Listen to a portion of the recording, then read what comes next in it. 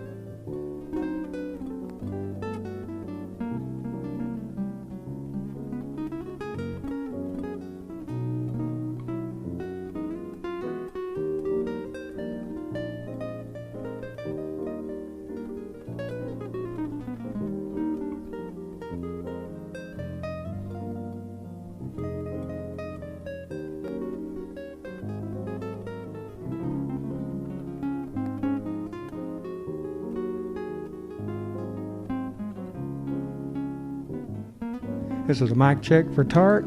Mic check.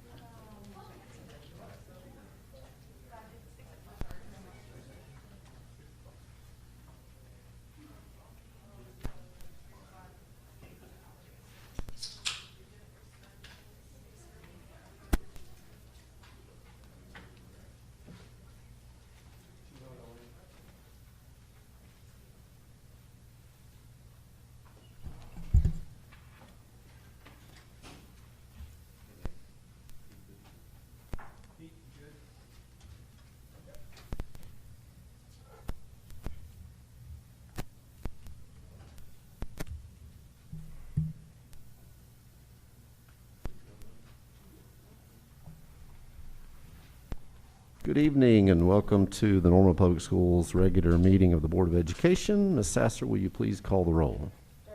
Here. Here. Here. Will you please stand and honor our country by reciting the Pledge of Allegiance? Pledge allegiance to the flag of the United States of America and to the republic for which it stands, one nation under God, indivisible, with liberty and justice for all.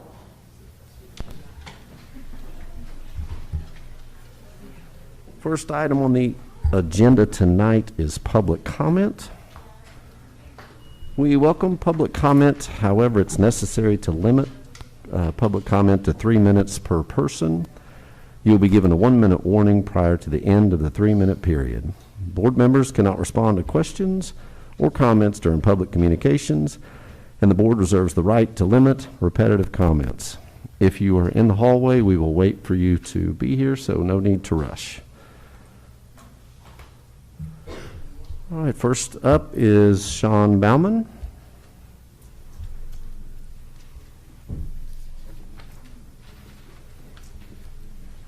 Nothing like opening it up. Hi, I'm Sean Bauman. I am President and CEO of ME Labs here in Norman. I'm also the father of 2 Norman Public Schools kiddos.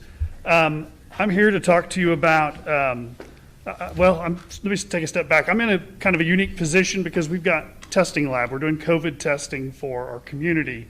A lot of it. We've been doing COVID testing for teachers across the state.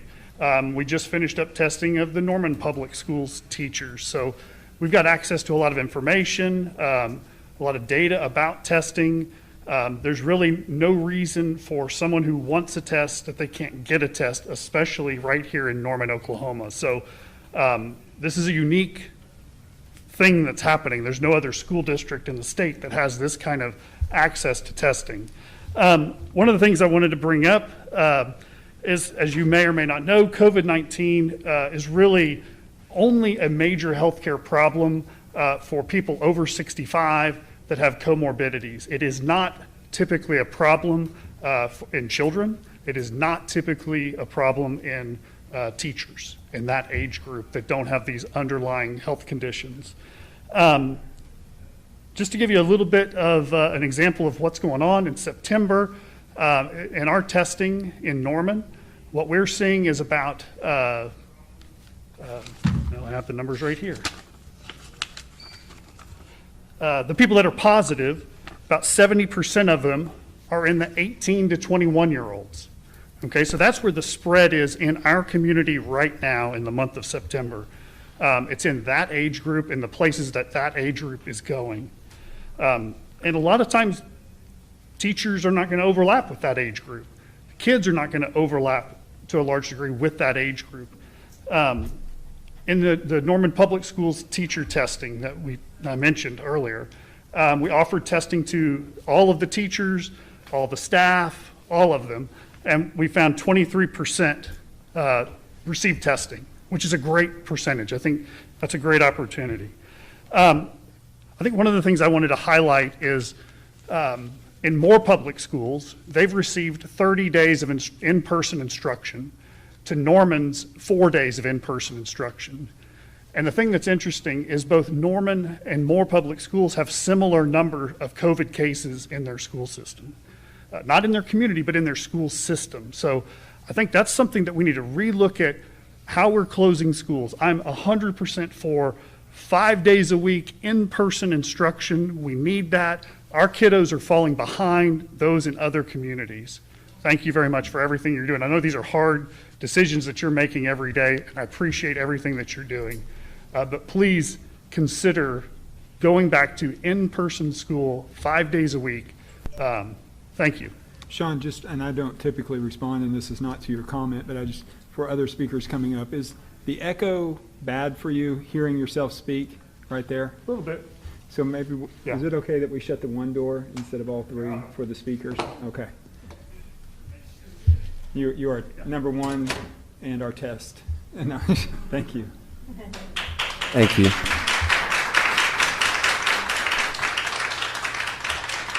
Mike Grizzle.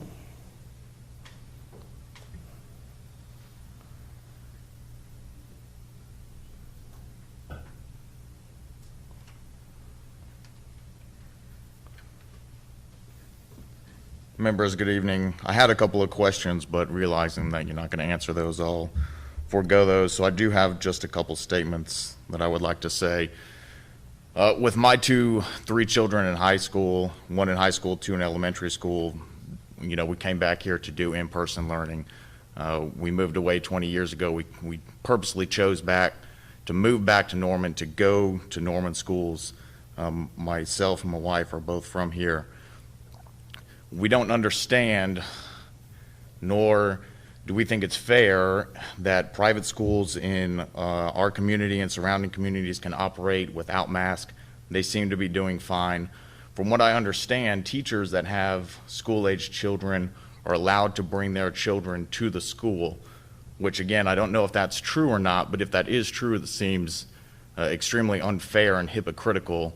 I've heard that those students in school are separated and isolated, and they're doing in-person learning or virtual learning as well. However, they're still in the school. They have to be supervised by somebody. At the very least, it's a free daycare for the teachers who get to bring their children into the school. They're not placed under the weekly burden that other parents are. My wife and I both work, so every week we're trying to figure out, what are we going to do with our school, or what are we going to do with our kids this week? Friday at 4 o'clock, my wife is rearranging her schedule. I'm rearranging my schedule. It's not a burden to people that get to bring their kids into school. And I think if the school is closed, then it's closed for everybody. And I think it's unfair and hypocritical. I also don't think that with the detention centers and the jails in Cleveland County, that those numbers should be counted towards the total number within the county. If we have 30 new cases this week and 20 of those are at the jail and the detention center, those should be subtracted. If anything, they're extremely isolated. And I know that they have safety protocols in place where, they're distanced and cleaning and all that. And that's all I have to say. Thank you. Thank you. Kendra Streeter.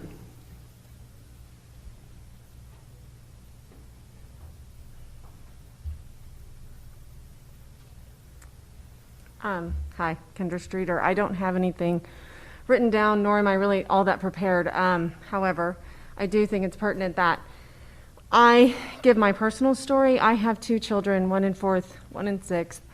The 4th grader, we made the decision the week before when Norman announced that our options were being taken from us, that he would go to a different district in Cleveland County, in Norman, on the east side.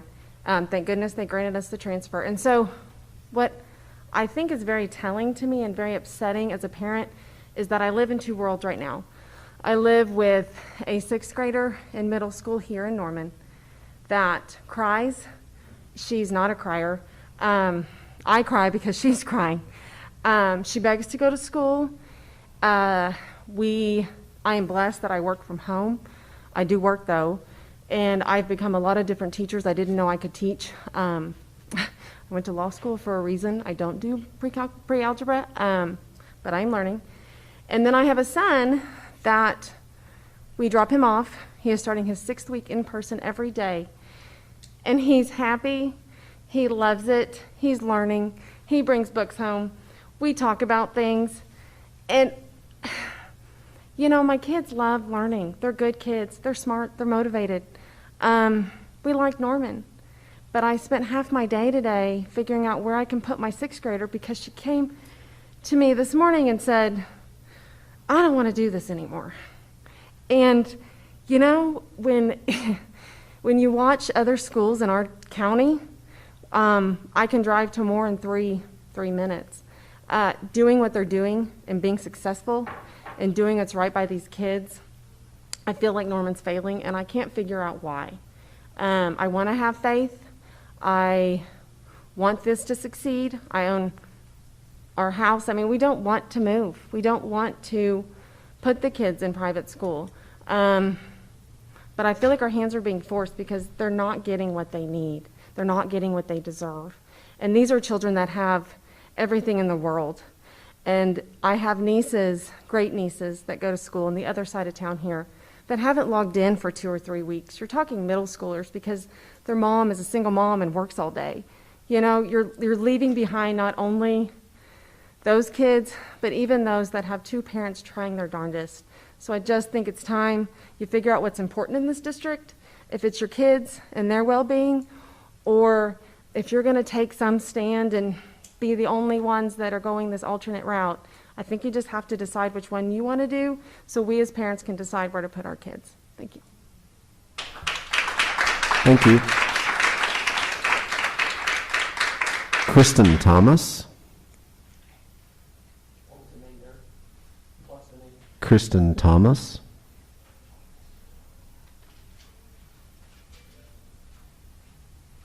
Good evening. I am a parent in Norman. I've lived here for the better part of 11 years at this point. I have children in each of the 3 grade levels in Norman, and some of you may recognize my name. I sent an email that was very lengthy a couple of weeks ago about the transparency of the school board and telling us what kinds of cases have happened in the school board and happened in the school districts with all the teachers and the students, so that we parents could make an educated decision for our children when it comes to sending them back in person. So I appreciate you taking the time to hear me out on this. I am not in favor of reopening schools. I believe that, yes, as parents, we have to make the best decision for our children based on all the facts that we have, and I think that it's important to get that information from the schools and from the board about what positive cases there are so that we can make the best decision for our children's safety. So hopefully there's still work on getting that information out to us. I know there was a status thing they were going to post online. I haven't seen it yet, but it may be up, honestly. I haven't checked. But when it comes to the safety of our children, we as parents are charged with making the right choices for our children.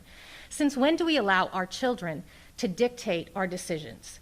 We have to be sometimes in a position to make those hard choices for our kids. And as school board and as teachers, we should understand that sometimes the hard decision is not the easy one. It's not giving in to our children and letting them determine what our actions are. Sometimes we can, but sometimes we can't. And we have to make that choice, that hard decision, and disappoint our children for their own health and safety. This is one of those cases. We don't know what's going to happen in 2 weeks. We may see numbers that are down right now, but that could very, very quickly change. And in 2 weeks, we could be spiked and we could have a lot more percentage. It's more important to be cautious and make sure our children are safe. There's a lot of people in Norman right now who are on opposite ends of this. And as a school board, it's important to make sure that you guys are being conservative in your decision to expose our children to this virus. It's our job to make the hard decisions. It's our job to make sure that we are doing the best thing for our children in spite of what they want. If they want to eat candy and ice cream for dinner every day, do we allow them to just because they want to? No. We tell them that's not healthy. You have to eat healthy food. This is a similar situation. Make the most important choice for the health and safety of our children to make sure that they are not going to be in an isolation unit at the hospital, sick with COVID, on a dying, we can't even be there with them. That's my biggest fear. There have been children that have died from this. They are not immune. I don't want to see any children in Norman be one of those children in that statistic because we gave in to our children's wants. Take the harder decision, keep them shut down. As a matter of fact, I would say make a decision to keep it shut down for the next semester. Give us all time to make sure that we can make sure our children are out of the danger zone. Thank you so much. Thank you. Mary Ann Martin.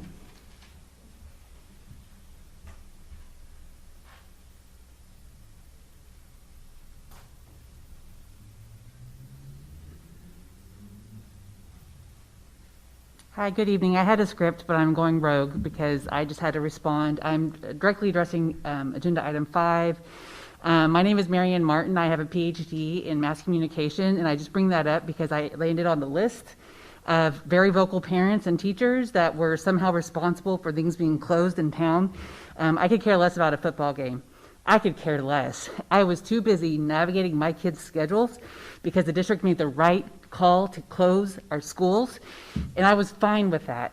But now here I am, you have my attention, unfortunately, and I'm here to say, like, if you want to know what it's like in our correctional system right now, Look up Eddie Warrior Correctional Center right now in Taft, Oklahoma. 100% of the women in that facility have COVID. 100%. Almost 800 women, the entire census of that prison, have COVID because they are in open-air facilities somewhat similar to our kids at Irving, and they all have it now. 2 people have died from that hospital because they had unmitigated spread. Our community needs to get it together. Okay, if you want your kids back in school, wear your dang masks, quit renting party buses for your kids' birthdays, and then closing stuff down. Sorry, I'm watching my language here. So I mean, seriously, people, we all want our kids back in school, but it is not the right place for them to be because they may not get sick, but they can bring it back to their parents, they can bring it back to you, they can bring it back to their grandparents, and that is a fact. That is a fact. We have 24% capacity in our ICUs in this state right now. Look it up on OSDH's website. Okay, there is no room for more people to get sick in this state. Okay, our hospital floors in Tulsa and in Norman are full of people with COVID. And if you don't believe it, talk to the hospitals, not to the people who have their private clinics who aren't seeing any of this stuff. So if you want your kids back in school, wear your masks, stay away from people, quit having people at your house, because we all want our kids back in school. But I don't want my kid to die. And I know what it's like to have an extended stay in the hospital, and I know what that trauma is for my kids. I will not do it to them. So that's what we have to do if you want your kids back. That's what we have to do. Thank you. Thank you. Jennifer Hendricks. Hendricks.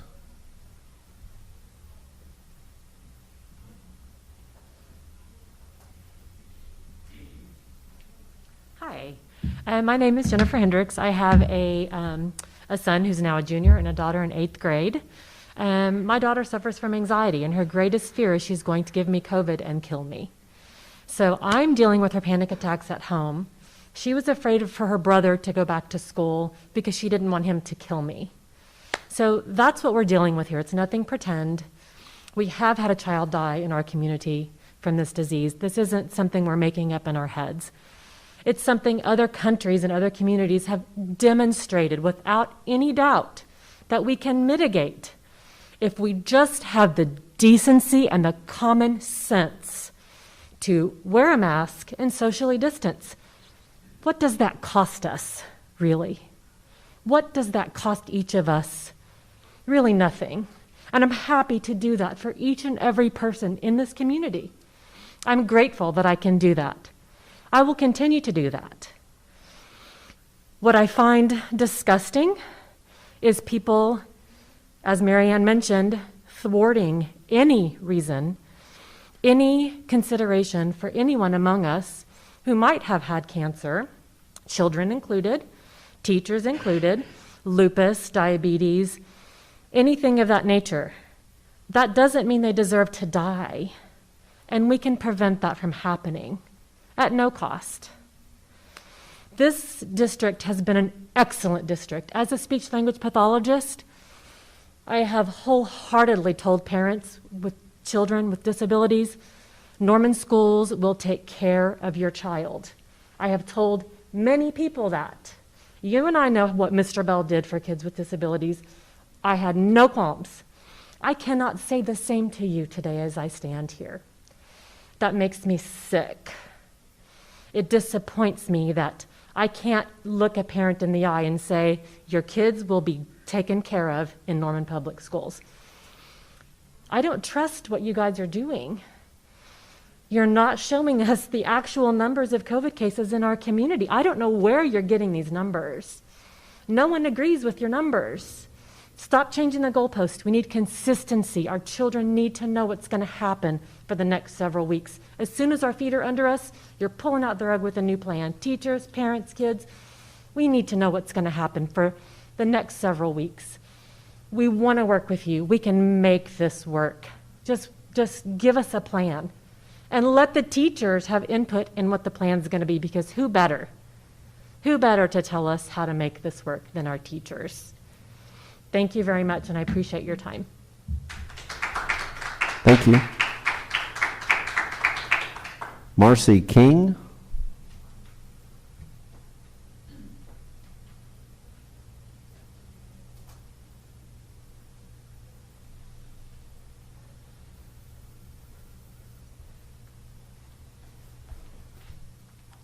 Good evening. Oh, I'm a little short.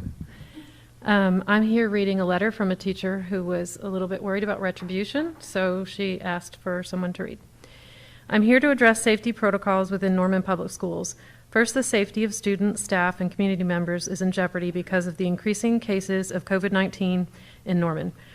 Protocols expressed and promised by the NPS cabinet have not been enough to keep our students and community safe. As a teacher and as a parent, I prefer in-person instruction, but due to the crisis that has occurred and the lack of safety protocols in our district, the ever-changing direction of policies, and the confusing communication given to parents and staff, it has created a chaotic environment in my school. Staff is being told to tell parents we are taking sick days if we are going to be quarantining or self-isolating, and not to tell anyone. The policy of putting a larger group of students in a gymnasium or theater when a teacher is out for quarantine or is gone is putting students and staff at higher risk of contracting COVID-19 because of the limited mask wearing, limited social distancing, and also this does not provide an optimal learning environment for the student.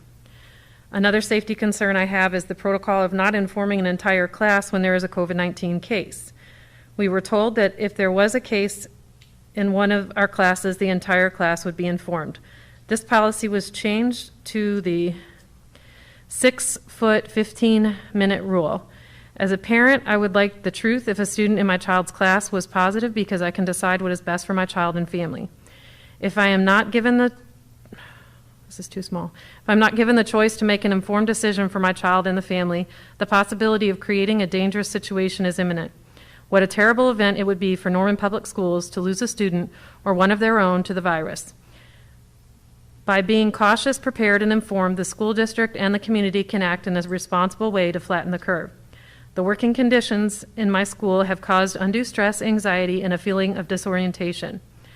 We need clear and concise protocols that are followed, truthful, honest, and open communication with parents and staff on COVID-19 cases in my building, and provide substitutes from Kelly Services to cover classes of teachers who are in quarantine to alleviate the need to house large groups of students in a gymnasium or theater. Norman has always been known as a community that looks out for one another, and we need to continue that norm by realizing the immense responsibility that we have in keeping all of us safe and healthy. My work environment is your child's learning environment. And the other thing I just want to add to that is I am just appalled that sports are going on and that the teachers and the coaches are not enforcing the protocols that were put in place that were promised. My daughter plays sports, and I'm not going to pull her from that because that's her college, potentially. So I can't pull her from that. But they're not following. There's parents sitting together in the bleachers talking with no mask on, and nobody's doing anything. And we've got our SROs over on the side that could do something because they're there for safety, and they're not doing anything. My time's up. Thank you. Thank you. Chelsea Hinkle.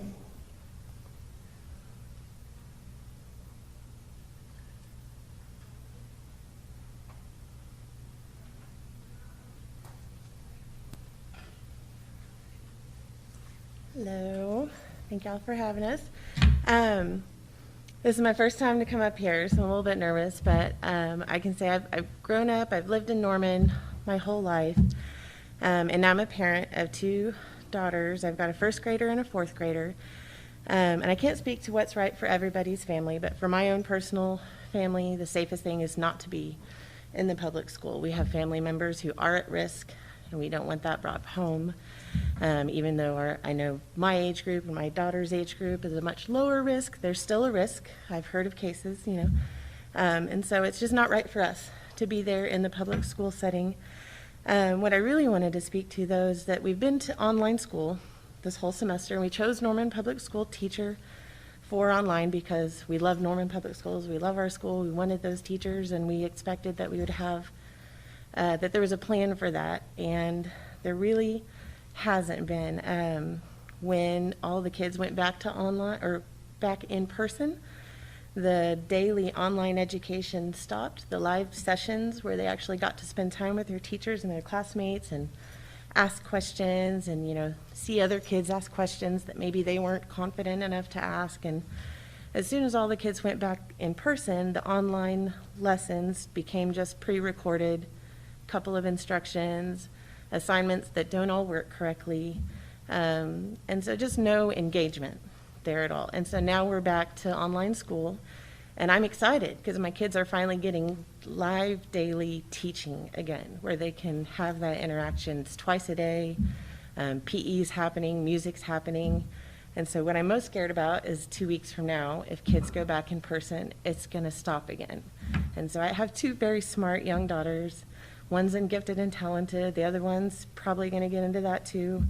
And they're struggling because they don't see their teacher maybe but one day a week, and that might be for 30 minutes or less. And it's not enough time to say, here's where I'm having trouble. You know, how do I do this equation? Or, hey, that story wasn't connected to the assignment you posted.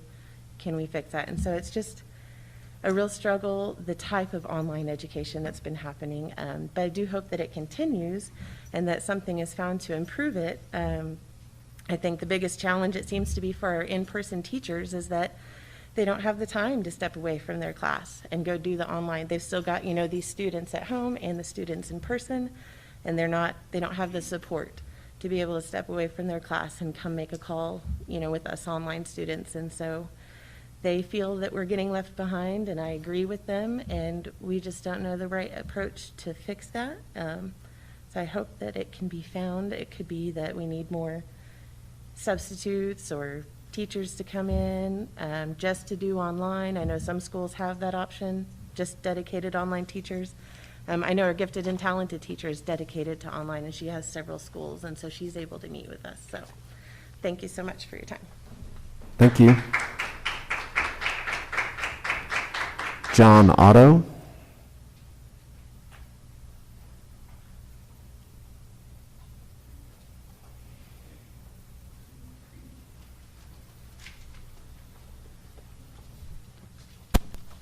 Hi, Board. Good evening. My name is John Otto, Norman High School teacher.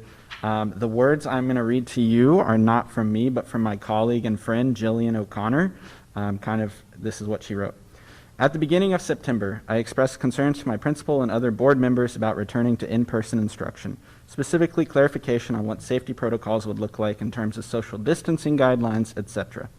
I was told that the administration was hopeful no one would get COVID, and creative solutions would be put into place to ensure that we were following CDC guidelines. I had no other option than to trust their plans, even while still hesitant to return to in-person instruction. Fast forward to Thursday, September 10th. At the end of the school day, I was informed that I was exposed and to someone who tested positive for COVID. That evening, I received a call informing me that because I was not within 6 feet of that person, I was not considered a close contact and was safe to return to work the next day. I was never asked to take a COVID test, and when I brought it up, I was told I could do that if I wanted to. As a daughter of a healthcare professional, this did not make sense, as there's growing evidence the disease is airborne. For a second time, I had no other option than to trust the policy that the district is using to ensure safety, and so I returned to work. On Friday, I felt anxious all day as I was second-guessing if I was safe to be in school. I did a rapid test on Saturday, which came up negative, but on Monday I used a sick day to work from home and get a second COVID test. While out, I had been informed that I had another exposure in the same place on Wednesday and was told again I was safe. On Monday night, I was informed that I tested positive for COVID. Since then, I've been experiencing anxiety and guilt due to the fear of potentially passing COVID to others. I asked if I needed to tell students and parents about my status. I was told not to notify them in order not to create undue stress and that they would handle the communication. Over the past week, I had to do surveys from NPS and OU about my symptoms and when they have started. I spent time talking to the Oklahoma Health Department about my symptoms and all of the people that I have been with in group settings with them since the beginning of the month, what to do if my symptoms get worse, and was told to quarantine for 10 days. During this time, I've been reminded yet again that Norman High has the best faculty, as I had numerous people checking in daily as I'm in the isolation period. I'm lucky that my symptoms have been mild and that I'm feeling better. However, I know that this is not the case for everyone. When I expressed my concerns a few weeks ago, I was made to feel like I was being paranoid. I was forced to put my trust in the fact that the district had everything under control and that it was safe. If I'm being honest, we are far past the point of hope and creative solutions solving all of our problems. I'm an example of what happens when hope doesn't pan out. The part that eats at me is the fact that all of this was preventable. Our faculty have expressed concerns over the in-person opening for weeks now. It is irresponsible to keep going on like this. I now ask the board to do the right thing and make the call that is best for everyone. to extend virtual instruction at the secondary level until it is safe for everyone. I wouldn't want anyone else to experience what I have. We can be hopeful all we want about fewer people contracting the disease. However, now is the time for real action. Thank you.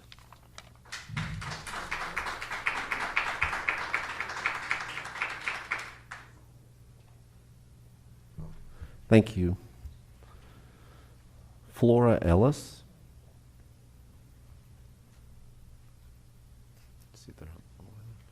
Ms. Ellis. Oh, there she is.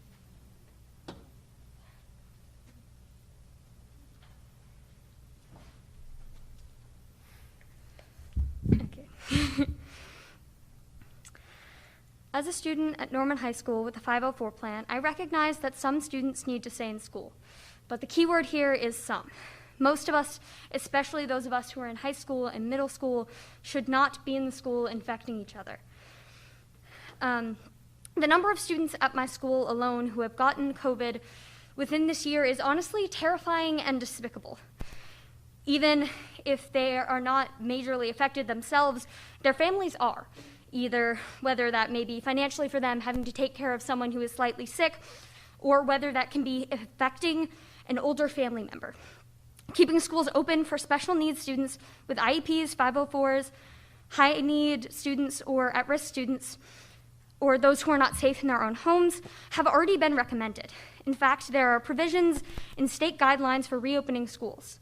The CARES Act funding sets aside funding for special needs students and at-risk students to partially open a site including remote learning and centers to support them. Please, find a way to serve those students within our schools who need the most support in their learning while we battle this COVID spread. Thank you. Thank you. Tracy Wilk.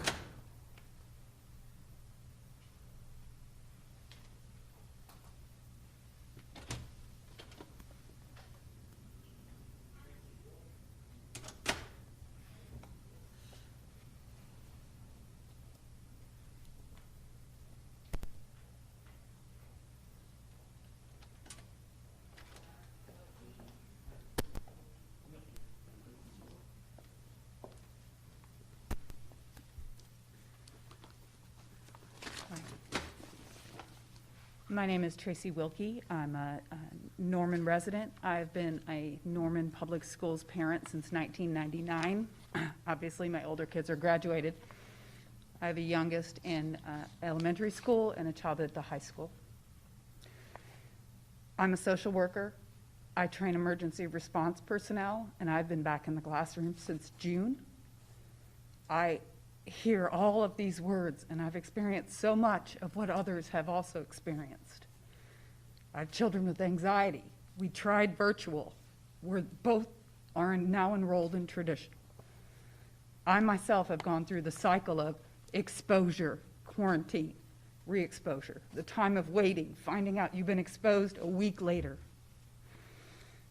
It's because I support my community and I do not envy your position in decision making that I volunteered to read a teacher's letter because they were worried about expressing themselves to the administration. The teacher comment. As a teacher employed by this district, I am a representative of this district. As such, every time a communication is sent out claiming that we are following stringent health and wellness protocols, I feel complicit. Yet I have no voice in the decisions that led to positive cases and exposures. As a person who teaches grammar, I understand that there must be at least two because protocols is plural.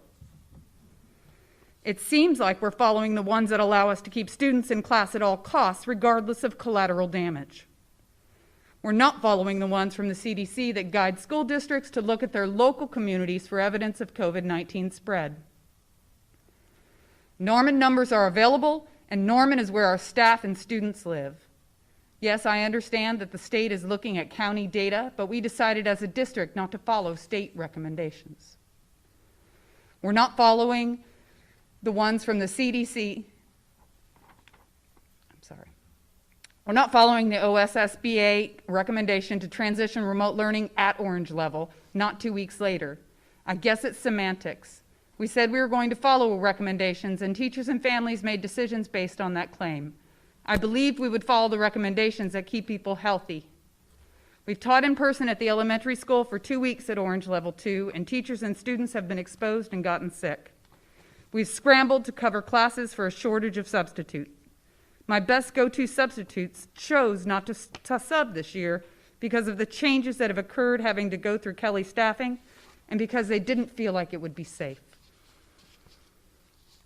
Our families who chose virtual for the safety and well-being of their families for whatever reason deserve teachers who are dedicated to serving those families. However, dedicated virtual teachers are being spread too thin as well, covering multiple grade levels with large numbers of students on their rosters.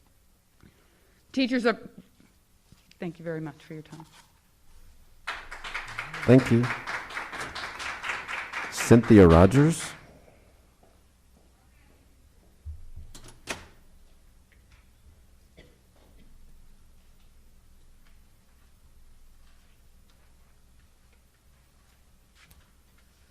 Hi, good evening. I'm Cynthia Rogers. I'm the proud parent of Flora Ellis, who was here just a moment ago. So glad I didn't have to follow her immediately. I have 2 high school seniors. It was like everybody else. It's been very trying to figure out the best thing for them and to balance that with the needs of the community. I have another kid who's a graduate of Norman High, and she's off in the world, and thankfully she's working. And what I wanted to share with you is actually what I was talking with my OU students. I teach economics, and we were talking about the dot-com bubble crash and how you evaluate risk assessment when there's uncertainty. And we were talking in particular about the advice given by Robert Rubin, who worked under the Clinton administration, and he was writing about why everybody screwed up and wished if they had gone back, they would have done it differently. And what it boils down to is his advice, which I think is very good advice, whether you're worried about your finances or your lives, is to think about your risk tolerance. What's the worst case scenario? And once you figure out what you can't live with, the outcome that you know you'll beat yourself up about, do everything in your power to minimize that. And I think that is not grouping kids together in rooms with air circulating around while they're expose each other to the virus and will spread it out. Because I know I won't feel good if any member of our Norman Public Schools community gets very sick and dies or has long-term consequences because they were trying to teach our kids, because we were trying to get our kids an education. And I think that's an outcome that's legitimate, it's serious, and we need to minimize that. Like my daughter, I also think that we have opportunities to use our schools in very smart ways to provide support for those who need it most. And those are special needs kids, kids with 504s, kids that don't have other options. And I say we allocate our resources, I'm an economist, in terms of priority that way so we can have an and in person for those who need it and safety for everybody, including the teachers. Thank you. Thank you. Tracy Vaughn. Tracy Vaughn.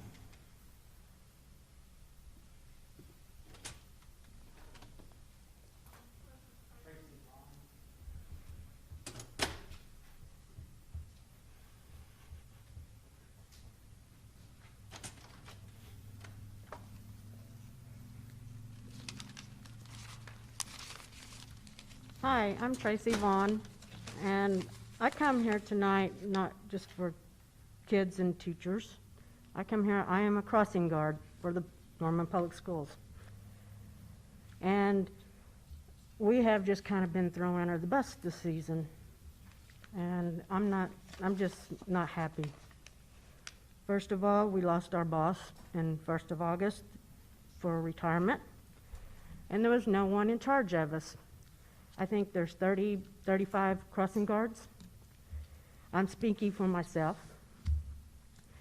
I have been here for 7 years, and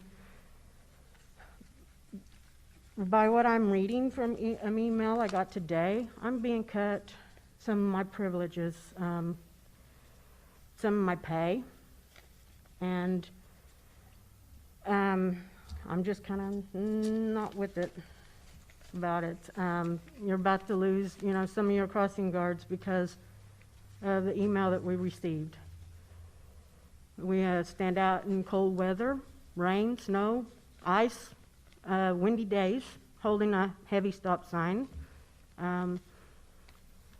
It just, and some of the crossing guards have been here longer than I have, and they're losing looks like some of their pay as well. The days off, it looks like we're not getting paid our holidays, which is coming up. We have signed a contract through the end of December, and I'd like to know answers to why I'm not getting paid my holidays that are coming up through December. Thank you. Thank you. Ruth Musgrave.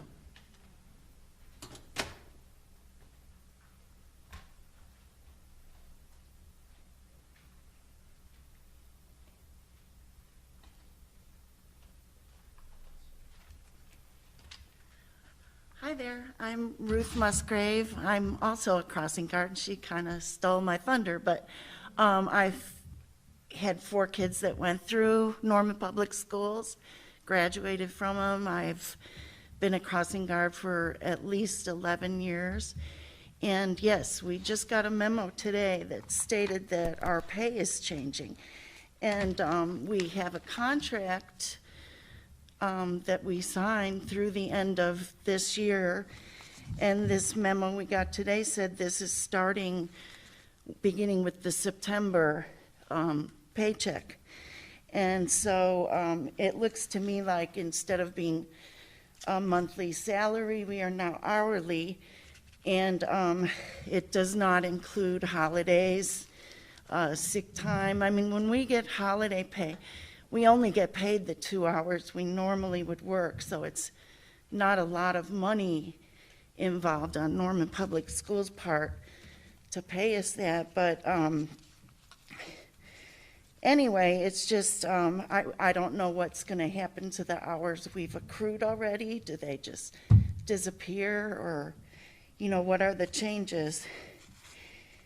And yes, it was disappointing, to say the least, to read this memo this morning. So that, I don't even need 2 minutes, but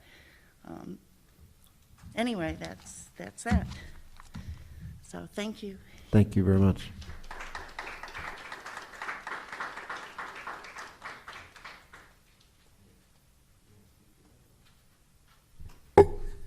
Yeah, no, okay. I'll address it in a minute. Yes, I make a motion that we approve the consent items as presented, items A through M. Second. Is there any discussion? Ms. Sasser, will you please call the roll? Dirk O'Hare? Yes. Cindy Nesher? Yes. Chad Weiss? Yes. Linda Sexton?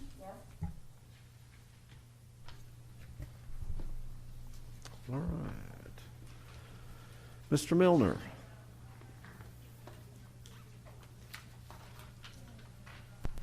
And I apologize, we normally give a transition there. For those of you who want to stay, we're in the regular part of the meeting. You're more than welcome to stay throughout the meeting. If not, you can choose to leave. We'd love for you to stay.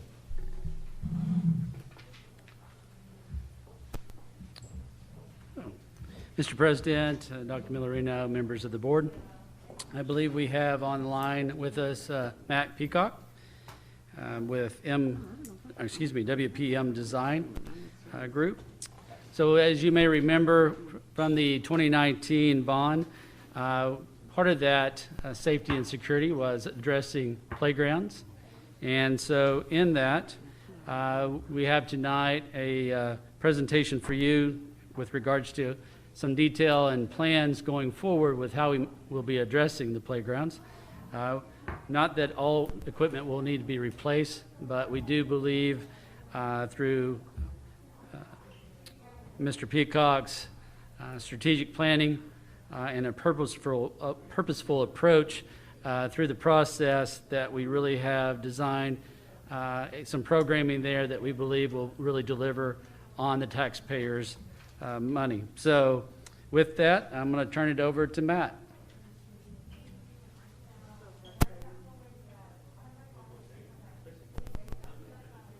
Matt, I think you may be muted. Nope, he's not. Can you hear me? Can you hear me? Hold on just a minute. We're working on audio on this side.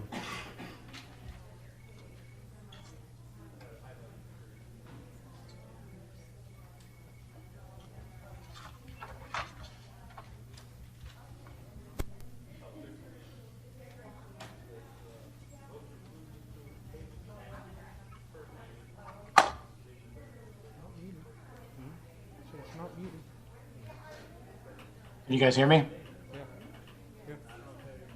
There we go. Okay. Yeah, thank you, Justin, for having me. I appreciate you guys giving me the opportunity to present tonight. Tonight, as Justin mentioned, I'll be presenting to you on the 2019 bond issue playground projects. I'm just going to give you a brief overview of our process, but all this information should be in your packet, so please don't hesitate to reach out if you want to discuss anything in greater detail. So as the slide says, this bond issue included work for playground improvements at 18 NPS sites. It was also framed around the concepts of safety and security. So how are we doing that, and what are the problems we're trying to solve? Well, first is obviously the site constraints. The second is the level of quantity and condition for each site varies. The equipment manufacturers vary across all of the existing sites. And lastly, obviously, the process needs to be equitable across all the sites. So an important first step in the process for us was to collect some data. And so what you're looking at here is that this is just a sample interview that we did with every principal, and then also an inventory we did of every existing playground. We've also reached out to each of the PTAs and PTOs for feedback and are currently having those discussions with them. So Matt, I'm going to interject real quick. Go back to the data. My peripheral vision is seeing all the board members to my right and their smiles when they see the data. This was just to show them an example of the data being collected, and if they would like to see like drilled down copies of that you would provide that to them. This is just an example that it was done, correct? Most certainly. Yeah, and I have one of these for every school site, so if you want to see all of them, I'm happy to share those. So, and yeah, if you like look at the data, we've got a little bit more here. So these are some of the sample existing sites. You can see that we show all the existing equipment rated by what was salvageable and what needed to be replaced. The rating also included things like surfacing, edging, drainage. You can see that the green means the equipment was in good condition, is to remain. Yellow is borderline, and red obviously needs to be replaced immediately. Then we recorded those quantities at each school, and we recorded them in the different categories, which are shown here. You can see that same green, yellow, red coding that was used before. Green meaning that the school had a high number of that type of equipment, and red meaning they had a low number. Next is that same table, but now showing that the equipment condition is rated. Obviously, if the school didn't have a particular type of equipment, then it was grayed out on this screen. And then thirdly, this is again that same table, but now it's highlighted to show where the needs are and where the programmatic gaps are for each school. And so lastly, I took all this and developed a preliminary budget with that.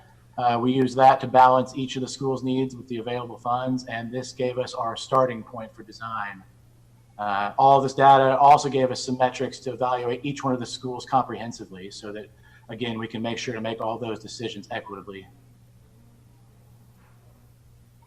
I won't get into the details of this slide since I know this board already understands the importance of outdoor play, but I still wanted to convey to you that we're taking all the different types of physical and cognitive play into account when designing these projects.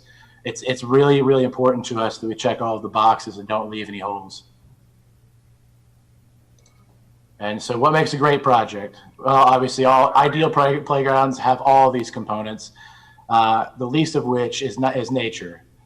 You'll see some great examples of that on the screen, showing how nature has been used to soften the edges and how to provide shade and just really give the playgrounds a softer feel overall. And then unfortunately, here are some of the conditions that we currently have across the district. You can see a range of issues that exist that need to be addressed, and there's a lot of room for improvement. So that takes us to our sample project here. What you're looking at now is Lakeview Elementary. It's just a site plan showing a side-by-side comparison of the demolition versus the renovation. You can see that we designed our new playground to take advantage of what equipment could be salvaged, but we also took advantage of the topography for the ADA access and also a hillside, and then we added to the existing trees for the shade. Here's some of the preliminary equipment that we're looking at using on the Lakeview project. Again, this slide is just to reinforce that we're designing all the elements to make the playground great, and that certainly includes inclusivity and nature. Next, here's a real quick sample rendering of what we plan on doing on each site, highlighting again those same components. And our plan is to create one of these for every single playground we do. And so, just to recap some of the problems that we're trying to solve and some of the proposed solutions. In summary, those would be to install accessible paths, surfacing equipment, shade and drainage solutions, to create some custom solutions for each site, to streamline the process in terms of maintenance, and to use database metrics to determine the equity. Through our research, we feel that the best way to deliver the project as outlined above is to utilize a cooperative purchasing agreement that already exists between Omnia and Norman Public Schools in lieu of the traditional bidding process. This existing purchasing contract satisfies all of the requirements of the competitive bid act and will allow us the flexibility to customize solutions and streamline components across all sites.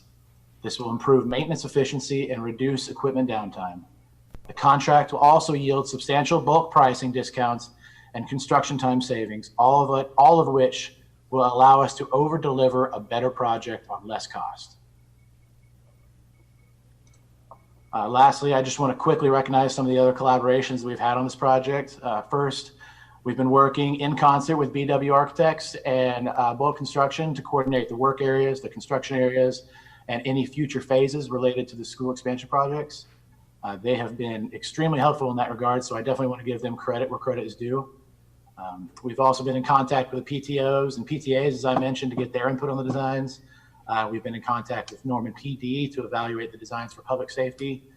And lastly, we've been collaborating with Lod Studios, landscape architect, to incorporate several nature-based play opportunities, which we feel will really add a special element to the project.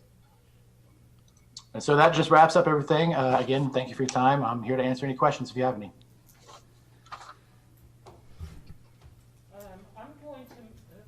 I'm going to make a motion to approve the use of the cooperative agreement for Norman Public Elementary Playground Improvement projects in the 19 bond issue as presented.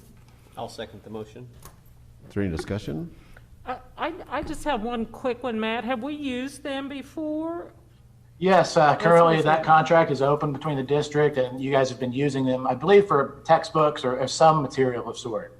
But I did get receipts that show that it's been active and used over the past few years. Any other discussion? Ms. Sasser, please call the roll. Dirk O'Hare? Yes. Cindy Nasher? Yes. Chad Weiss? Yes. Linda Sexton? Yes. Okay, Mr. Milner. All right, next we have Corey Miller. So thank you, Matt. Thank you very much. Thank you. So as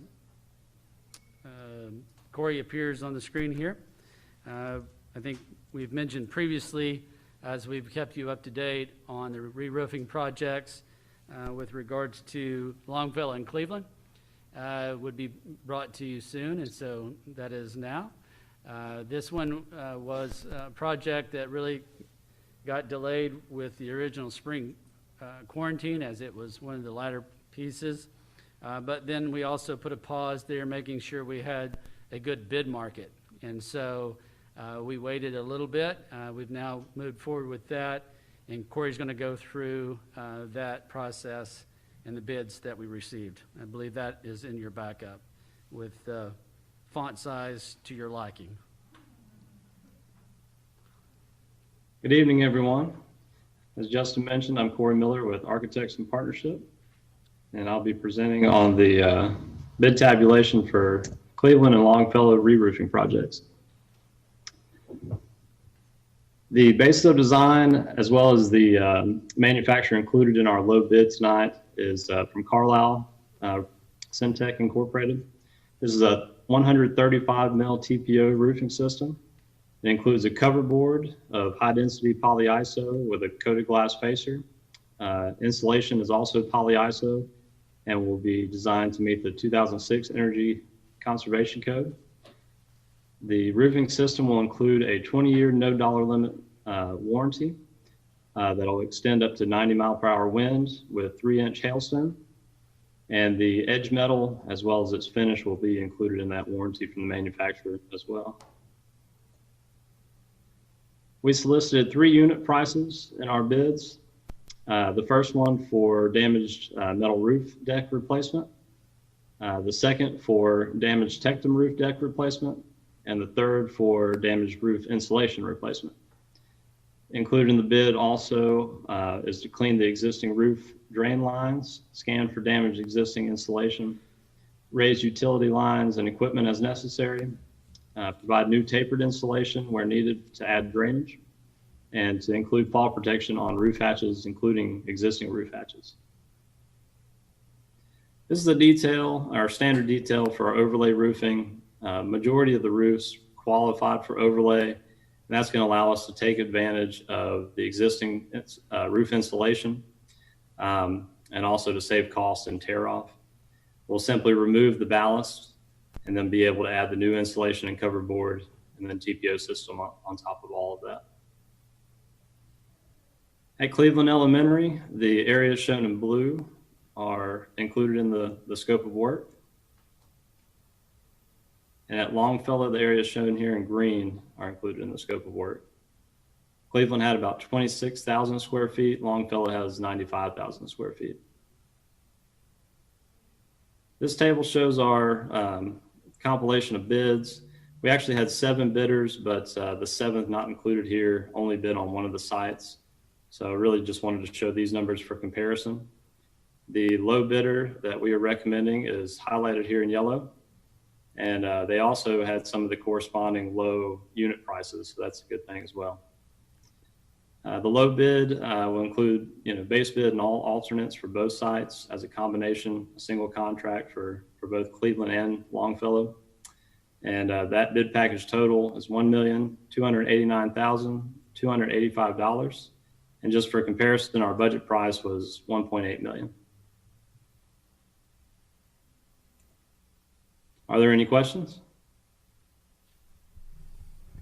No, but I will make well, there could be, I'm sorry. I will make a motion to award the construction contract for Cleveland Elementary and Longfellow Middle School to Crawford Roofing as presented. Second. Any discussion or any questions? Sorry, I cut you all off. Ms. Sasser, please call the roll. Yes. Yes. Yes. Yes. Thank you, Corey. Thank you. Thank you. All right. Next, Justin? familiar face is returning. That is Tyler McManaman from Manhattan Construction. So again, just a quick reminder that we have brought the significant amount of the bid packages for Norman High, Norman North, Nancy O'Brien, and the Norman High Multi-Sport. As we've committed to you from the very beginning, we would not bring to you a bidder that we did not feel was the lowest and best. And so a few of these trades we held back to make sure either we had an appropriate bid pool or we needed to do some additional vetting. And so that has been completed. And so Tyler has those to walk you through this evening. Tyler? Good evening, everybody. Thank you, Justin. We'll go through these numbers. I'll make sure not to, I didn't have an energy drink this evening like I did last time I presented. So Hopefully I don't go too fast this time. Anyways, I'm going to start with Norman North. So we had 2 bid packages out. Let me switch to present form. Yeah, there we go. Present mode. Is that presenting okay for y'all? No? Put it in presentation mode if you don't mind. I went to the wrong screen. Let me do this.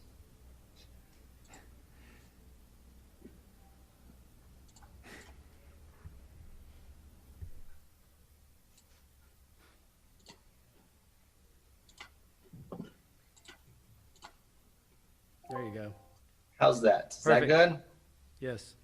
All right. Sorry about that. All right. So we'll start with Norman North High School. The 2 scopes that we were still evaluating was the music storage casework and the asphalt ceiling. As we go, you can see the bid results. As usual, the music storage casework, we just had the 1 bid from Winger Corporation, but they've been competitive and under our budget numbers throughout the projects. So we feel that they're a solid add to the team. And then the asphalt ceiling to take place in the students' parking lot. Connolly Paving was the low bidder on that one, beating out 2 other local competitors. And that is all I have for Norman North. Do you want to take action? You guys want a motion between each one? Okay. Okay. All right, I make a motion to award the construction contract as presented by Norman North High School. Second. Any questions? Ms. Sasser? Yes. Yes. Yes. Yes. Tyler? All right, next up, Norman High School. We had a few more on this one, including some signage, metal wall panels, doors, frames, hardware, fitness equipment, some music storage casework, the metal building itself for Corrado. So here are those bids. And we have a few repeats from the other projects, such as Scoville and Sides and ML Jones. So them being on other projects, we felt allowed them to be more competitive since they already knew the processes. And the next grouping.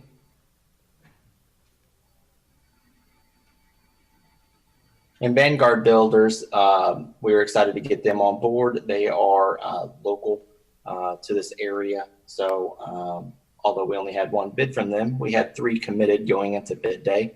And for some reason, only 1 bid, but we felt that was a good solid number.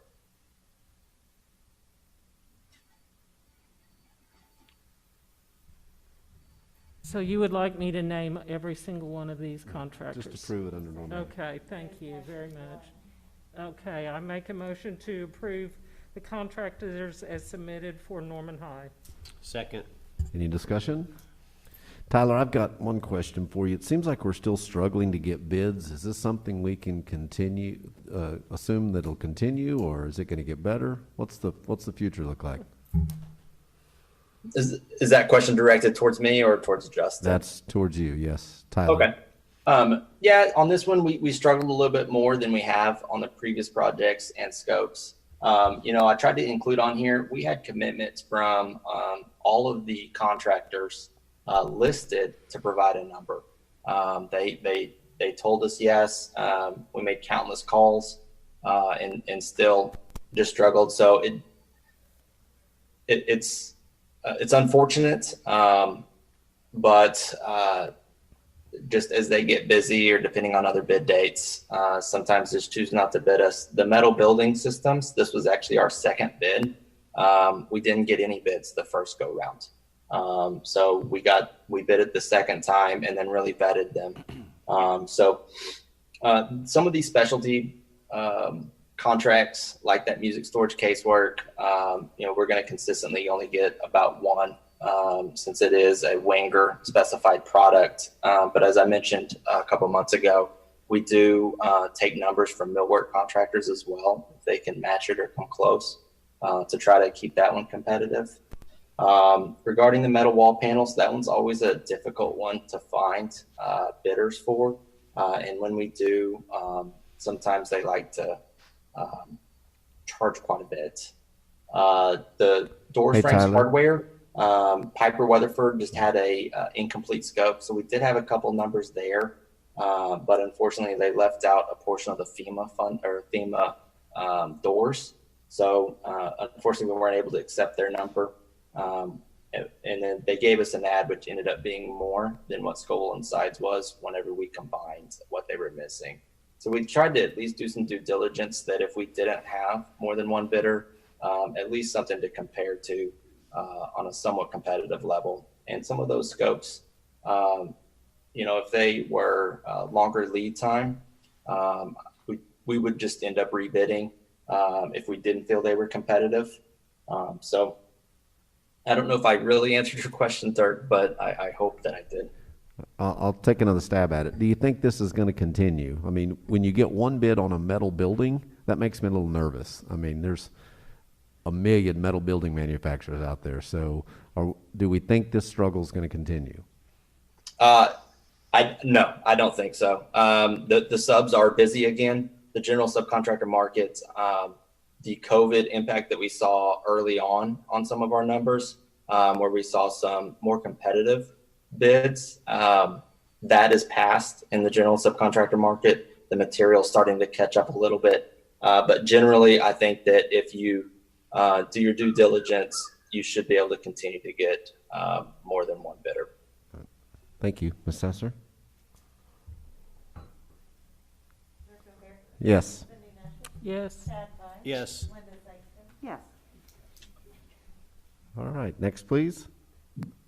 Okay, next one up, Norman High School Multisport. So this one is for signage and specialties. And what we did with this one, you have specialties and signs, and we ended up, we had them grouped together to try to get them, try to get a kind of a combo price, and we also got pricing to separate them. And so it was cheaper for us to break them apart into two scopes of work, and that's what's reflected here. I will make a motion to, that we award the construction contract to the Norman High School multi-sport building as presented. Second. Any discussion? Ms. Sasser? Yes. Yes. Yes. Yes. Nancy O'Brien Center, please. Okay, Nancy O'Brien Performing Arts Center. This is for high density storage. This was an alternate on the project. We did receive 3 bids on this one. As we dove into it, the third one was an incomplete bid, so we ended up going with the low bidder of Southwest Solutions. I make a motion that we award the contract for the Nancy O'Brien Center for Performing Arts to SWU Solutions. Second. Any discussion? Ms. Sasser? Dirk O'Hara? Yes. Cindy Nashford? Yes. Chad Weiss? Yes. Linda Sexton? Yes. Thank you, guys. We appreciate it. Thank you. Thanks. Ms. McKinney and Ms. Castell? President O'Hare, members of the board, Dr. Superintendent Migliorino, thank you for having me here tonight. I am, let's see if I can get the slides. Okay. I'm Cindy Castell, Director of Gifted and Advanced Programs, and I'm here tonight to present to you the information or the committee that has been elected by gifted parents for your approval.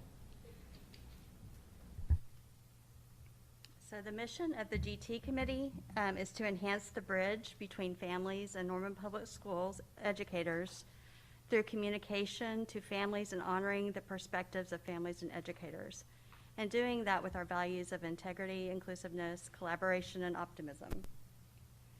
The function of the District Gifted Committee, we meet 2 times per year, once in September and once in January. And then for our spring meeting, members complete a survey in April about goals and future needs of GT. Our areas of focus are determined by the committee members, and last year, the gifted committee really wanted to focus on all the student choices that we have in Norman Public Schools, but also communicate with those choices that the pressure is not there to do all of those things. Sometimes students take that on, and sometimes families take that on. So as we had our communication on course progression last year, we really worked to communicate that. That came from the meeting. We also looked at addressing racial demographic equity in gifted and advanced programs, especially in identification. And that will be something we continue to work on this year as well.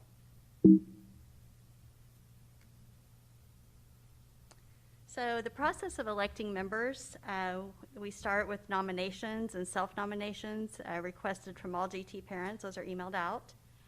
And from all of those that are requested, I send to those nominees a request if they want to participate, and then ask them a little bit about themselves to put on the ballot. The ballot is then developed from those responses and then sent to all GT parents to vote. I also this year worked with Stephanie Williams, really asking the question, who is at the table? I looked at the committee by representation, by school, and by racial demographics. And then I reached out to GT parents in those areas not represented and asked if they would be interested in serving on the committee as an appointed member. So the parents listed as appointed members represent schools that were not elected, and also the demographics of Native American, Black, and Hispanic. So in your backup is the list of the 2020-2021 District Gifted Advisory Committee, and we're asking for approval of this committee. The parents with the arrows are the newly elected members, and they also have a term until 2022, and then the 4 appointed representatives are at the bottom. I will make a motion to approve the District Gifted Education Advisory Committee for 2020 and 2021. Second. Any questions or discussion? I don't know if it matters, but there's nobody here from an East Side Middle School. And maybe it doesn't matter. It's been a long time since I was on a gifted committee. Yes, and it would be nice if we could have someone from every school. I did try to look across the district. So, and then the election kind of determined some of those are repeats. Okay. Any others? Ms. Sasser? Dirk O'Hare? Yes. Cindy Nashert? Yes. Chad Bice? Yes. Linda Sexton? Yes? Thank you, Cindy. very so much. Ms. Burkett?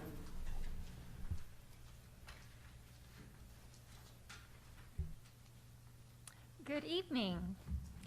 My first item for you this evening is the sinking fund estimate of needs.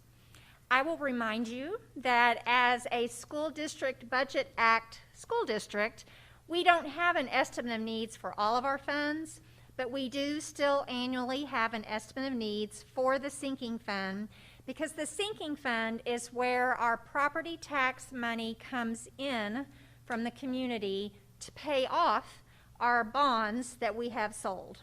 We have principal and interest payments that we make annually each year from this sinking fund. There's a 17-page estimate of needs in your backup. Several of those pages reflect and represent the different bond issues that we've sold and how much principal and interest is due on each one of those for this upcoming year. And then really the page that I think is, out of all that really matters the most, it's called Exhibit Y, and it's at the very back of that. And what it does is it shows the total valuation for our school district. It looks at how much we are going to owe this year in our principal and interest payments, and a mill levy is determined from those components. This year's Exhibit Y sinking fund estimate of needs shows that our mill levy this year is 27.9.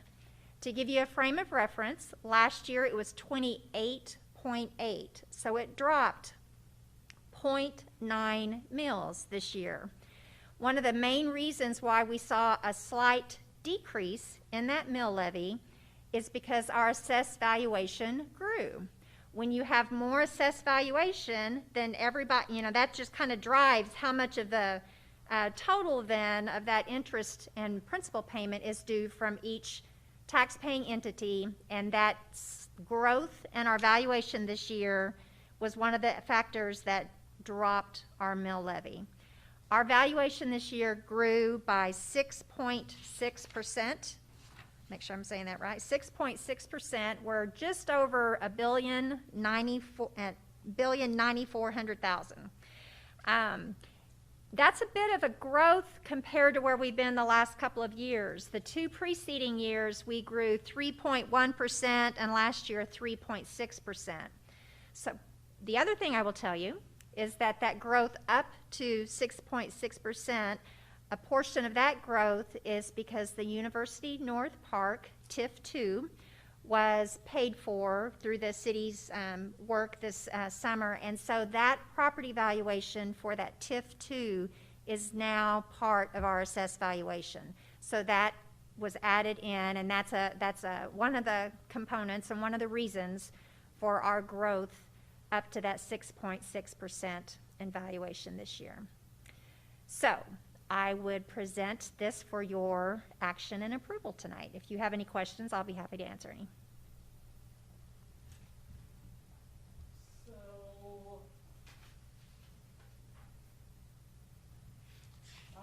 I'm making a motion to approve the certification of the millage. Is that what I'm doing here? You're approving, And sinking fund estimate of needs. correct. Second. Any questions or discussion? Assessor. Dirk O'Hara? Yes. Cindy Nesher? Yes. Chad Weiss? Yes. Linda Sexton? Yes. Ms. Burkett? Okay, and before Brenda goes into the next item, I want to make a couple of blanket statements. In my board report, I share with you guys, we do have a couple of policies you're going to see tonight these are your first readings, and we've asked you to take action on them. Typically, we bring a policy to you, review, and then bring them back for action. These are time sensitive and items that we've been, from different entities, which you'll hear, been told we need to put these in right away. It's not something that we have created. It's just requirements we need to move forward on. And with that intro, I will bring the first one to your attention. The State Department of Education conducted a child nutrition procurement program review late spring, early summer. They reviewed our expenditures in our child nutrition fund, looked at our revenues, and had lots of questions for me to answer. And when we got down to my final answers for them, they came up with 3 findings from their procurement review that they felt we needed to put in place a corrective action plan for. In your packets this evening, I provided you with the entire fiscal management policy number 2006, because within that fiscal management policy is our purchasing policy, and even within that then is the child nutrition procurement portion. So the results of the review from the State Department, they found 3 findings. 1, that we should have written codes of conduct that include prohibiting real or apparent conflicts of interest for employees engaged in selection, award, and administration of contracts. So to summarize that one, we need to make sure that we've got codes of conduct so there doesn't appear real or apparent a conflict of interest. 2, we need to have code of conduct that would provide for disciplinary actions for violations of that first finding. And then 3, we need to take steps to assure that small, minority, and women's business enterprises and labor surplus firms are used when possible. Those 3 items I added into the Roman numeral number 4 child nutrition procurement portion of our policy. Try to say that 3 times fast. So that's basically what is presented for you tonight. And then to repeat what Dr. Millerino stated, I I stated in my corrective action plan that I submitted to them last week that I was adding these suggestions or requirements, I guess it is, that needed to be added into our procurement policy for child nutrition, and those are the items that I added to the purchasing policy. They also asked in a portion of the review process for our protest procedures if someone wants to protest the award of an agreement or award of a contract. And so I added those written out protest procedures also into that section to take care of that concern or that need for information that they saw. And that is my item on this one. And as Mick mentioned, sorry it's not information first action, but they had a deadline that I'm trying to meet to get that back to them. So I will make a motion for the revisions in the Board of Education Policy 2006, fiscal management. Second. Any questions or discussion? Assessor? Dirk O'Hara? Yes. Cindy Nesher? Yes. Chad Weiss? Yes. Linda Sexton? Yes. Thank you. Ms. McKinney and Dr. Beck?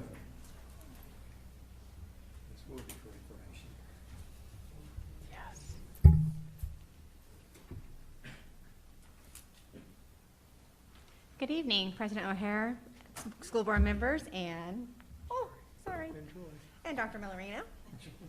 I didn't expect that. And Troy.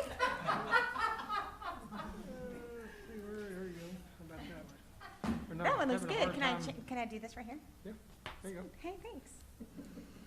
Well, good evening. We are here, Dr. Beck and I are here for information only about an upcoming revision to Title IX.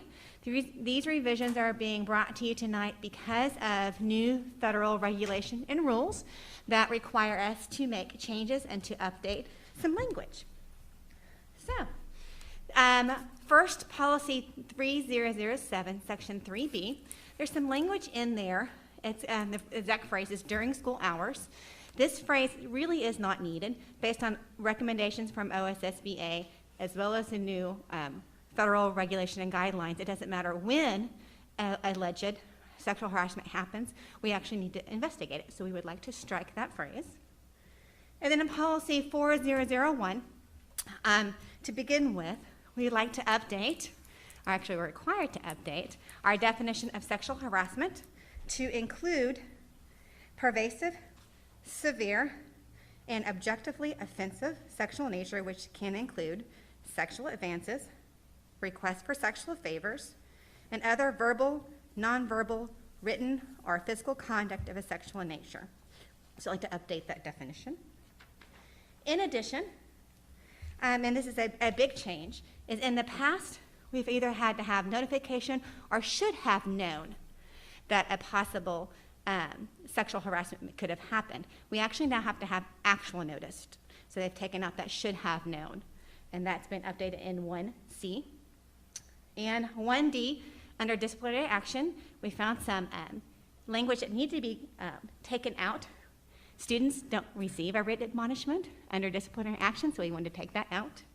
And again, the phrase during school hours, because it doesn't really necessarily have to happen during school hours for us to have a formal investigation.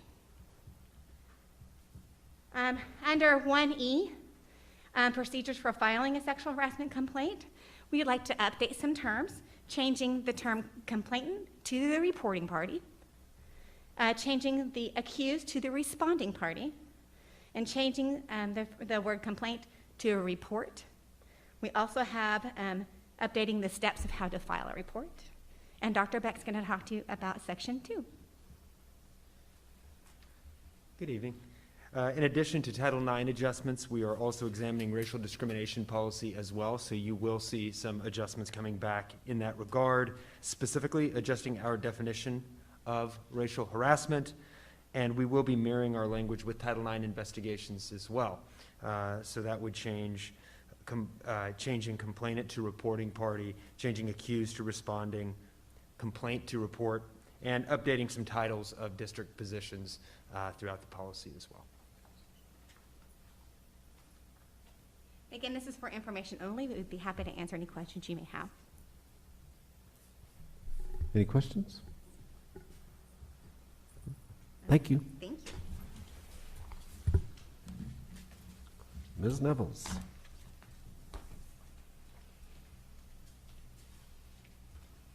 Good evening, Mr. President, members of the board, Dr. Migliorino. I have another one of those policies that is time sensitive, and so I want to give you information this evening, but I also will be asking for action. I might need Pete or Troy to drive for me here because I can't see the words. I just can't see. I obviously need to reckon with that. Okay. Hands off. Neville's hands off. This is our virtual, hybrid, and distance instruction policy, and we are proposing that we add this to the instruction policies that already exist, and we would title it Policy 5008. This has come to our attention per emergency rule by Governor Stitt. Obviously, with everything going on, districts are required to provide a distance learning plan to the Oklahoma State Department of Education if they have developed alternative instructional delivery systems this year. Of course, in years past, this might be something a district chooses to do, and it would be incumbent upon us to write that plan, but I do believe the State Department and the governor wanted to ensure that with so many school districts operating an alternative instruction, that this was a requirement for school districts to comply with. If you do approve this tonight, we are required to submit this to the State Department of Education within 10 days of the board approval. And that really coincides with the kickoff of accreditation, our state accreditation, which is a snapshot of district data on October 1, but then really continues on through the remainder of the school year. You have the longer version of the policy in your backup documentation, but I just really want to pull out some highlights for you since it's a brand new policy on the same evening that I'm asking for action. Policy 5008 will define virtual, hybrid, and distance learning. And since this is a requirement for all school districts, a lot of the language was provided for us, and we endeavored then to make it Normanized, if you will, to ensure that it reflects what we're doing in Norman Public Schools. So for virtual learning, that would be our remote learning. Anytime we move into remote learning, that would be the same as virtual learning. Hybrid would reflect our blended model, the combination of virtual and in-person learning. And distance would be that ongoing remote learning. So these would be our students who have chosen to do virtual learning with our Norman Public Schools teachers for the entire year or through our Expand Ed program. Other things that needed to be included in the policy that we wanted to ensure were included in our Norman Public Schools policy: equitable considerations for our students, including access to virtual learning, that there would be no barriers. The means and mediums we choose, and means and mediums for us would refer to Seesaw, Canvas, and Edgenuity specifically. Supplies, ensuring that students have the supplies they need when they are away from the school doing any form of virtual learning. They have the equipment. They have connectivity so that they can participate in virtual learning. And certainly within the policy, we have stipulated what needs to be in place to assure that we are providing services to special populations, including but not limited to our English learners and our IEP students. There is also a portion of the policy that reflects attendance when in a virtual format, and not only have we referenced the state attendance procedures in that section of the policy, we have also referred back to the attendance policy that we actually brought to you a little over a month ago, where we added language about how we would do that when we were in virtual instruction. Talks about instructional supports for our students, for our teachers, talks about lesson planning and how to do that in Canvas, Seesaw, or whatever mean or medium in which they're working. Their availability and the frequency of communication with students and parents. Their need, as always, to protect student privacy, FERPA, and what types of professional development, copyright training, those types of professional learning we will provide to our teachers to ensure that they become more and more proficient on a virtual platform. There are instructional supports in place for teachers as well, and when we talk about students and teachers and instructional supports, that's everything from tech services to social and emotional supports for our students, and again, those supports for our special populations. So that's the high-level overview of Policy 5008. I hope you had the chance to review the longer policy, and I would ask for action at this time. I would like to make a motion that we approve the new Policy 5008 for Norman Public Schools Instruction Policy Virtual, Blended, and Distance Learning. Second. Any questions or discussion? Ms. Sasser. Dirk O'Hare? Yes. Dan Snell? Yes. Cindy Nasher? Yes. Chad Weiss? Yes. Linda Sexton? Yes. Our calendar revision? Yes. Next item, I am here with yet another proposal for a calendar revision for the 2020-2021 school year.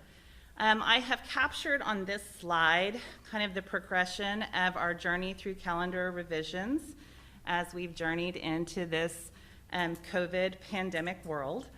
In November of 2019, remember the days of 2019, I brought you the first version of this calendar, and it was pretty much a very traditional calendar for Norman Public Schools. We'd worked with the calendar committee, and we checked all the boxes for those things that we traditionally do in our Norman Public Schools instructional calendar, including 2 work days for our teachers. Those are non-student work days, the number of days our teachers work per their calendar, and our standard number of instructional days for our students. Then in July, I returned with a proposal for the most recent approved revision, where we really concentrated our calendar efforts on those 10 professional days prior to the start of school, really for exactly what we just talked about, to ensure that our teachers had time to become more proficient on those virtual learning platforms and learning management systems. In the haste to do that, to give them all the time we could in professional learning, we did not establish a second non-student workday, because typically that's tied at the beginning of the year to the elementary back-to-school night, and that was not happening in its traditional sense. However, those 2 non-student teacher workdays are a negotiated contracted item, and it was pure oversight in our haste to get the 10 professional learning days that we did not plug in that second teacher workday.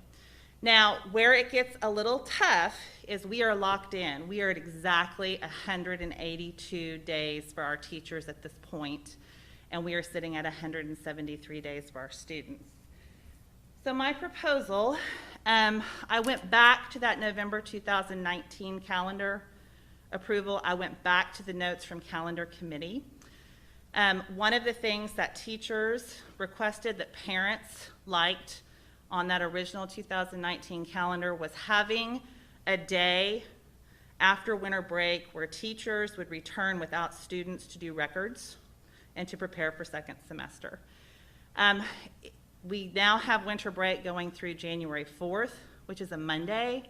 My proposal this evening is to make January 5th a non-student teacher workday, where they will have the opportunity to have a record day, to finish up first semester and begin planning for second semester. That will elongate winter break by an additional day for our students, but it will also bring us into compliance with the negotiated agreement and teacher contract. Questions? Can we see the pretty picture that derives from that? Maybe. Hang on.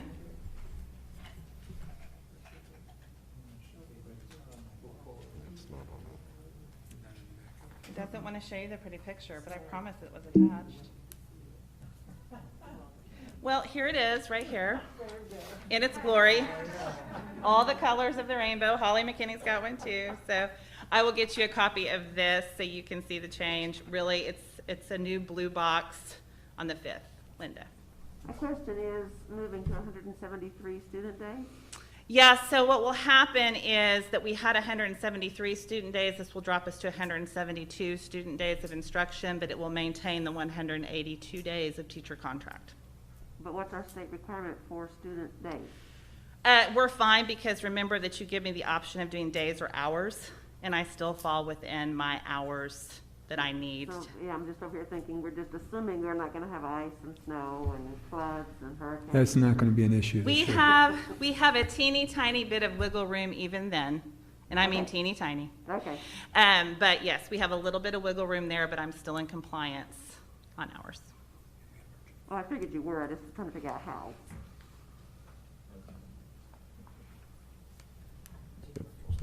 Okay, I move we accept the calendar revision, as presented in the pretty picture, which I cannot right now see, but yeah.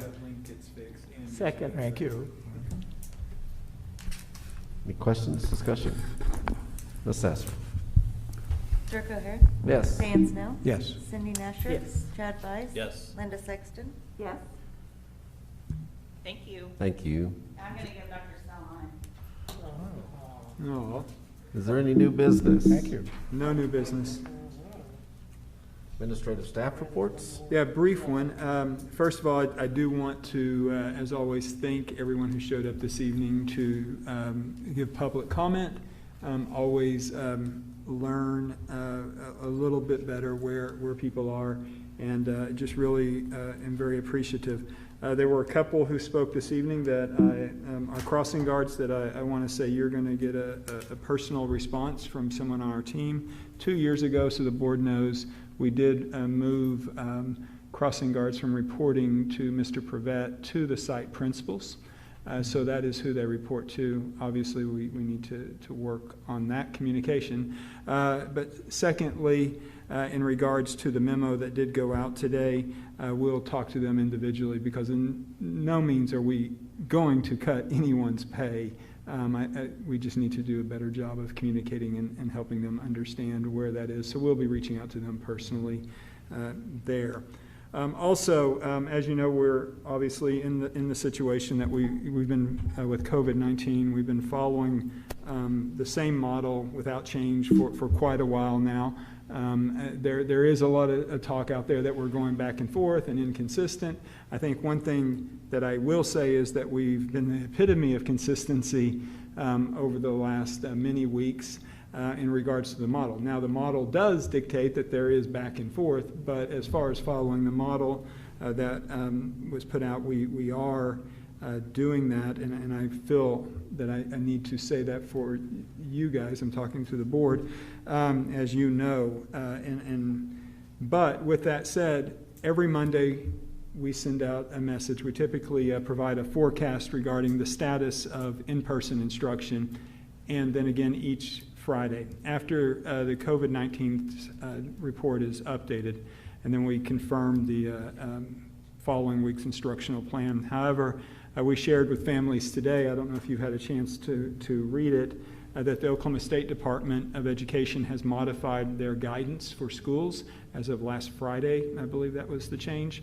And we're currently reviewing those changes, and we have scheduled a board meeting for later this week, as you guys know, to determine any adjustments to our plan that are needed as a result of statewide changes as we continue to monitor what we're doing and assessing as we have done.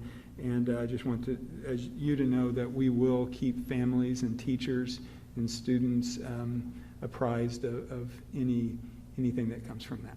So that concludes my report.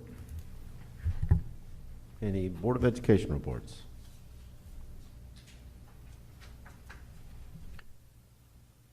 I move we go into executive session to examine the items 1 through 4 under the executive session agenda as indicated. Second? Ms. Sasser? Dirk O'Hare? Yes. Dan Snell? Yes. Cindy Nasher? Yes. Chad Weiss? Yes. Linda Sexton? Yes. Thank you.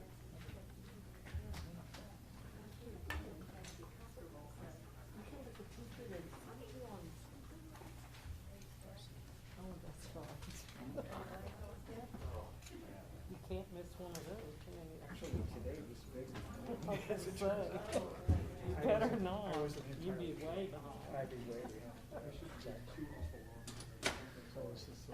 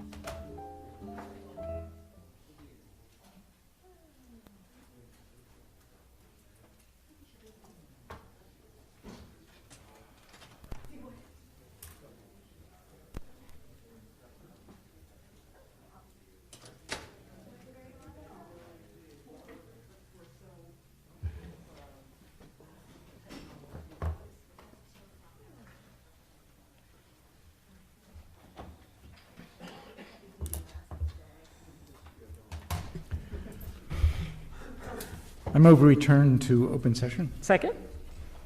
Ms. Sasser? Yes. Yes. Yes. Yes. Yes. The board convened in executive session pursuant to Executive Session Authority 25 Oklahoma Statute 307B1, B2, and 7 to discuss items 5A-5I through -I as posted on the agenda. The board was joined in executive session by Superintendent Dr. Nick Majorino, Associate Superintendent and Chief Human Resource Officer Holly Nevels, and Brenda Burkett, CFO. No other matters were discussed and no votes were taken while in this closed session. This concludes the minutes of the executive session. Dr. Majorino, do you have any recommendations? I do have 4 recommendations. I recommend to approve the negotiated agreement, including compensation and benefits for the 2021 school year for certified teaching staff. So move. Second? Ms. Sasser? Yes. Yes. Yes. Yes. Yes. Next, I recommend approving the meet and confer agreement, including compensation and benefits for the 2021 school year for support employees. So move. Second? Ms. Sasser? Yes. Yes. Yes. Yes. Yes. Next, I recommend the approval of the compensation and benefits for principals and assistant principals for the 2021 school year. So move. Second? Ms. Sasser? Yes. Yes. Yes. Yes. Yes. And finally, I recommend approval of compensation and benefits for employees listed on item 3.4 on the agenda who are off scale for the 2021 school year. So move. Second? Ms. Sasser?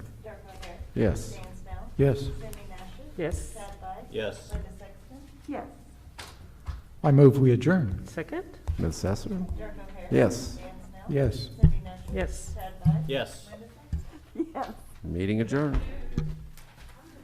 Look at this picture Oh my goodness. and this message.